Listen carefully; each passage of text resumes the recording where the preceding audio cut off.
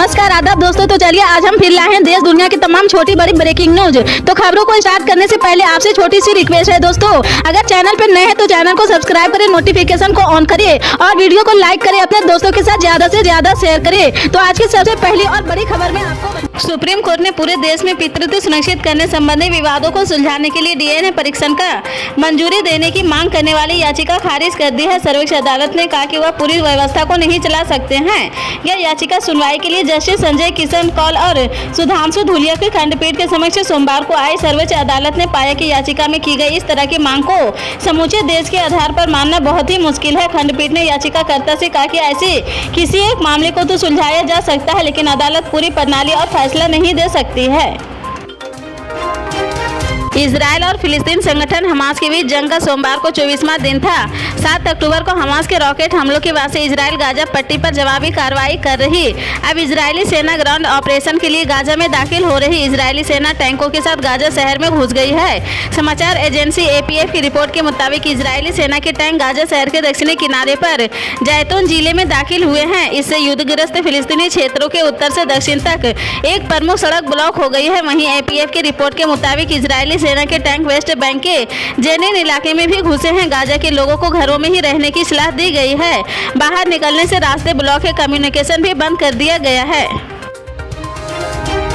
मध्य प्रदेश विधानसभा चुनाव के लिए सीट बंटवारे को लेकर कांग्रेस के साथ मतभेद के बाद समाजवादी पार्टी के विपक्षी गठबंधन इंडिया से अलग होने की चर्चा थी, लेकिन सपा के अध्यक्ष और यूपी के मुख्यमंत्री अखिलेश यादव ने सोमवार को साफ किया है कि समाजवादी पार्टी अभी भी इंडिया गठबंधन का हिस्सा है। अखिलेश यादव ने सोमवार को लखनऊ में सपा कार्यकर्ताओं के साथ मिलकर पीडीए साइकिल यात्रा शुरू की है। इस दौरान अखिलेश यादव ने एनडीटीवी से कहा कि बीजेपी के नेतृत्व वाले राष्ट्रीय जनतांत्रिक गठबंधन को हराने के लिए इसे बनाया गया है। मैंने यह पहले भी कहा कि पीडीए पार्टी की रणनीति है, लेकिन सपा इंडिया गठबंधन में बनी रहेगी। विदेश मंत्री एस जयशंकर मौत की सजा पाए 8 पूर्व भारतीय नौसेना कर्मियों के परिवारों से मुलाकात की है। उन्होंने कहा कि भारत उनकी रिहाई सुनिश्चित करने के लिए सभी प्रयास करना जारी रखेगा। विदेश मंत्री ने सोशल मीडिया पर यह जानकारी दी है। आज सुबह कतर में हिरासत में लिए गए 8 भारतीयों के परिवारों से मुलाकात की है। सरकार मामले को सर्वोच्च महत्व देती है।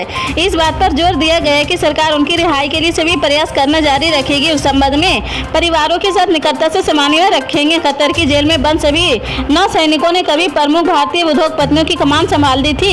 दहरा global technology and consulting service के लिए सभी काम कर रहे थे, जो एक निजी फर्म है जो कतर के सशस्त्र बलों को प्रशिक्षण और संबंधित सेवाएं प्रदान करती है। सूत्रों के अनुसार भारतीय 9 सैनिकों में से कुछ अत्यधिक संवेदनशील परियोजनाओं पर काम कर रहे थे। रिपोर्ट में दावा किया गया है कि नौसेना के 8 दिग्गजों पर जासूसी का आरोप लगाया गया है। विदेश मंत्रालय ने पहले ही कहा था कि वह फैसले से शतबद्ध है और इस मुद्दे को कतर के अधिकारियों के समक्ष उठाएंगे। मंत्रालय ने कहा था कि मौत की सजा के फैसले से हम गहरे सदमे में हैं और विस्तृत फैसले का इंतजार कर रहे हैं। हम परिवार के सदस्यों और कानूनी टीम के संपर्क में हैं और हम सभी कानून विकल्प तलाश रहे हैं। देश में इन दिनों प्याज के बढ़े हुए दामों में बेहिसाब बढ़ोतरी देखने को मिल रही। कुछ दिनों पहले जो हाल टमाटर का था वह प्याज का हो रहा है। इसकी कीमत सैकड़ा छूने के करीब है। लोगों को प्याज महंगाई के आंसू रुला रहा।